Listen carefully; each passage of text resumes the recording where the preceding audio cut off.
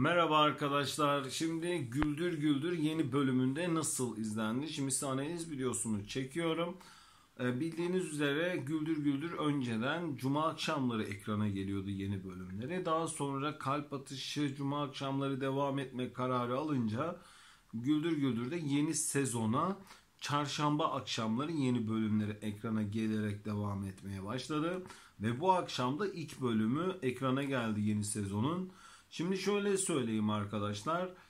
Güldür Güldür yeni bölümünde genel olarak o kadar kötü gitmedi. Yine kendi genel bir seyirci kitlesini şu an çekiyor. Ama başlarda iyi bir kitle oranı çekmişti. Sonra onda bir zap yemeye başladı. Yani çektiği genel seyirci içerisinde bir düşüş yaşadı arkadaşlar. Şu an devam ediyor. Belki birazdan izlenmesinde yükseliş başlar veya düşüş başlar. Bunu hep beraber göreceğiz.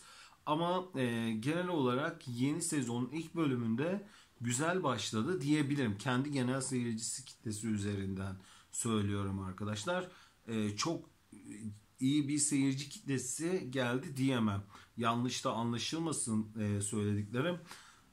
Güldür Güldür seyircisi bu şekilde videolu analizler istiyorlarsa sayfama abone olabilir arkadaşlar. Genel analiz videosunda görüşmek üzere. Kendinize iyi bakın.